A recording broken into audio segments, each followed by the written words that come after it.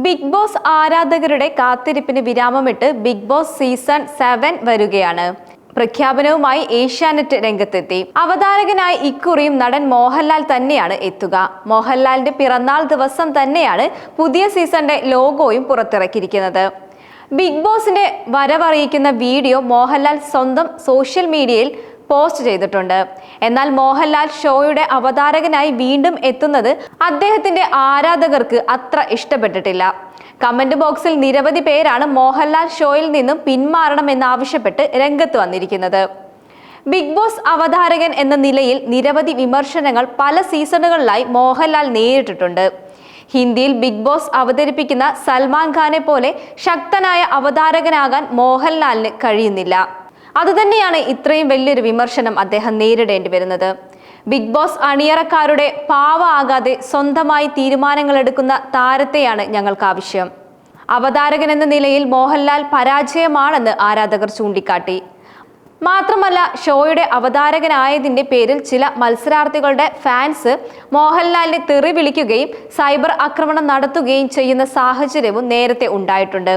അതുകൊണ്ട് തന്നെ മോഹൻലാലിനോട് ജനങ്ങൾക്ക് ഇപ്പോഴുള്ള ഇഷ്ടം ബിഗ് ബോസ് അവതാരക സ്ഥാനം വീണ്ടും ഏറ്റെടുത്ത് ഇല്ലാതാക്കരുത് എന്നാണ് ചില ആരാധകർ പറയുന്നത്.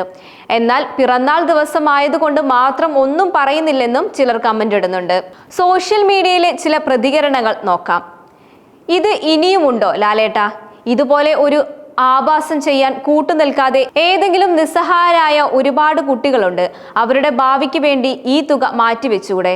തോന്നിവാസമല്ലേ അതിനുള്ളിൽ കാണുന്നത് എന്നാണ് ഒരാളുടെ പ്രതികരണം.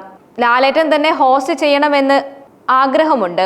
പക്ഷെ ചില സിനിമയിലെ പോലെ തന്നെ മറ്റുള്ളവരുടെ കളിപ്പാവയായ പോലെ ലാലേട്ടൻ ഒരിക്കലും നിൽക്കരുത്, അപേക്ഷിക്കുകയാണ് എന്ന് ഒരു കമന്റ് ഉണ്ട്.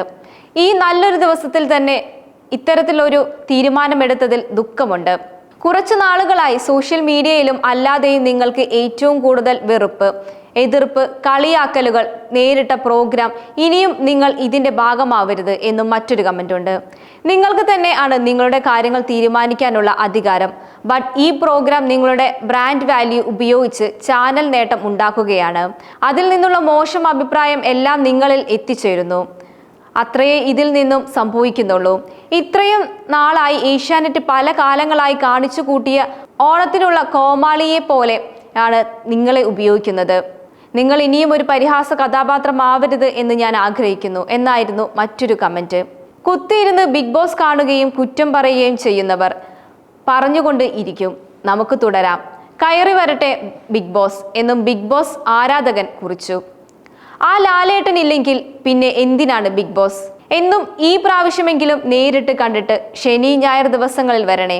ബിഗ് ബോസിൽ എഴുതി തരുന്ന ഉഡായിപ്പ് മാത്രം വായിച്ച് അവതരിപ്പിക്കരുത്, ലാലേട്ടന്റെ വില കളയരുത് എന്നും പ്രതികരണവുമായി ആരാധകർ വരുന്നുണ്ട്. വിനായകൻ, വേടൻ, ശ്രീനാഥ് ബാസി, ഷൈൻ ടോം ചാക്കോ, രേണു സുധി, പിന്നെ സോഷ്യൽ മീഡിയയിലെ ഒരു ദേവി ജാഫർ ഇടുക്കി, അങ്ങനെ ഒരു 10 എണ്ണം ഉണ്ടായാൽ അടിപൊളിയാവും എന്നും എന്റെ പൊന്നു ലാലേട്ട ഇതിന് ഇനിയും തല വെക്കരുത് എന്നും എത്ര പൈസ തരുമെന്ന് പറഞ്ഞാലും ഈ ഒരു ഷോയിലേക്ക് പോകരുതെന്നും കമന്റുകൾ വരുന്നുണ്ട്. ഈ പരിപാടി എല്ലാ ഭാഷയിലുമുണ്ട്. കേരളത്തിൽ ലാലേട്ടൻ അവതരിപ്പിക്കുന്നു. കൊറോണ സമയത്ത് നിർത്തിയ ഷോ, അതിൽ വന്നവർ വളരെ സംസ്കാരമില്ലാത്തവരായിരുന്നു. എന്തിനും ഒരു സംസ്കാരം വേണം.